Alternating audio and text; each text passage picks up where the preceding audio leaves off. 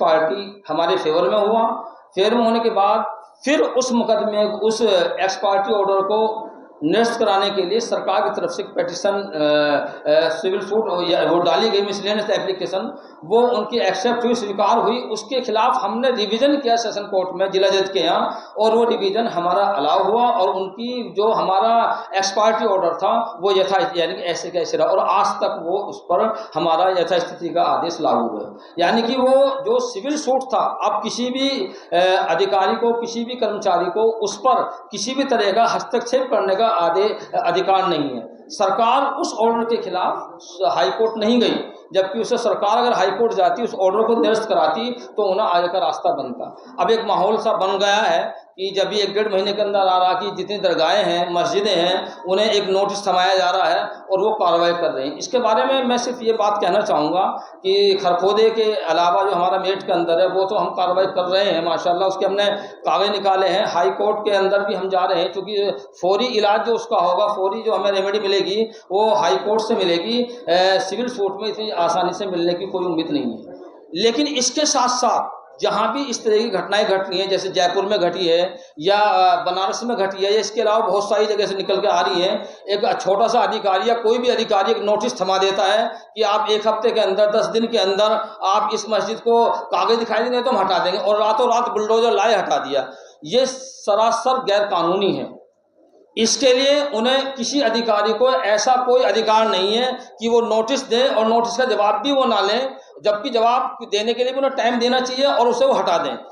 इसके लिए अगर ऐसा कोई अधिकारी, मैं खास तौर से हर जगह मीटिंग हम करते हैं, इस बारे में हम कहते हैं कि हमारे अंदर इतनी हिम्मत भी होनी चाहिए, कानून की जानकारी भी होनी चाहिए, और ख़ास तौर से हम सही को सही, संविधान के दायरे में, कानून के दायरे में अगर कोई अधिकारी इस तरीके की नोटिस देकर और रातों रात उस हमारी मस्जिद को या किसी दरगाह को या हमारे मकानों को जो बुलडोजर चलाए जा रहे हैं, वो बिल्कुल गैर कानूनी है।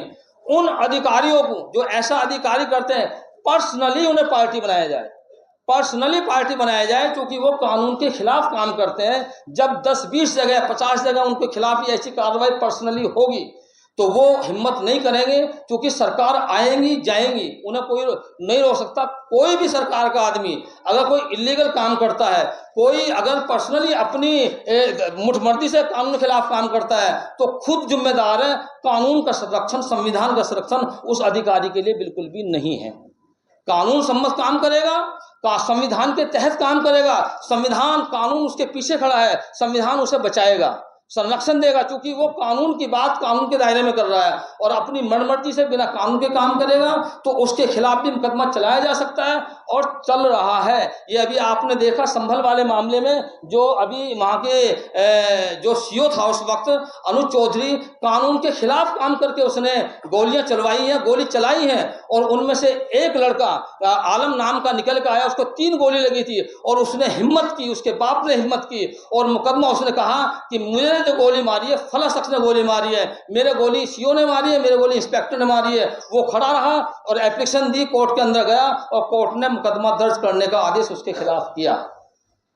इसीलिए हम अपने अधिकारों को भी पहचानें, संविधान के दायरे में रह के, संविधान के दायरे में है कि हमें बात करनी है, संविधान को हाथ में नहीं लेना है, लेकिन संविधान को सहारा बनाकर हमें संविधान के सहारे से जो इलीगल काम कर रहे हैं, जो संविधान के खिलाफ काम कर रहे हैं, उनके खिलाफ हमें कानूनी कार्रवाई करानी है, ताकि उन्हें सबक मिले। और जो और अधिकारी सोच रहे हैं इस बारे में कि हम भी गलत करके हम भी रातों रात प्रमोशन पा लेंगे, हम रातों रात फेमस हो जाएंगे, इस्तीफा देके फिर हम राजनीति में आ जाएंगे, मंत्री बन जाएंगे, तो उनके लिए भी सबक होगा। और आने वाले जो हमारे लोग हैं उनके अंदर भी एक हौसला इस प्रकार का आएगा। और हम अपने बस मैं यही बात इस प्लेटफॉर्म से कहूँगा कि हम कानून को हाथ में ना लें, कानून को सहारा बनाएं, और जो इलीगल काम कर रहे हैं उनके खिलाफ कानूनी कार्रवाई करें। हमारी मस्जिदें, हमारे जितने भी दरगाहें हैं, मदरसे हैं, ये सब बचेंगे, और इसके लिए हमें लड़ना है। लड़ने के लिए सिर्फ ये है कि हमें अपने आप सबको एकजुट होकर, अक्सर क्या है कि लोगों के अंदर एक भय है, मेरा मकान ढाया जा रहा है तो पड़ोस वाला देख रहा है, नहीं, मेरा मकान अगर ढाया जा रहा, पड़ोस वाले को ये कहना है कि नहीं ये इलीगल है, और मुझे भी इस बात की कोशिश करनी है कि मैं अदालत का सहारा लूं, मैं कानून का सहारा लूं और मैं कोर्ट में जाके अपने अधिकार के प्रति लड़ूं और मैं इसमें काम कराऊं। घबराने की या कोई परेशान होने की कोई ऐसी ज़रूरत नहीं है। बस ये जितनी भी जैसे बनारस के अंदर आए हैं या जयपुर के अंदर, मैं देख रहा था कि जयपुर के अंदर इतनी शानदार मस्जिद, इतनी पुरानी मस्जिद, सारे कागज रातों रात आपने ढा दिए। किस कानून के तहत आप इस मस्जिद को ढा रहे हैं? भाई आप बता तो दीजिए कम से कम। और संभल वाले मामले में भी कैसे वहाँ मस्जिदें की इतनी सैकड़ों साल पुरानी मस्जिद है, वो तब इलीगल नहीं थी। आपने वक्फ बोर्ड में दर्ज कैसे कर लिया उनको? आपने उसके हमारे चिट्ठे बना के कैसे तैयार कर लिया अगर वो इलीगल थी?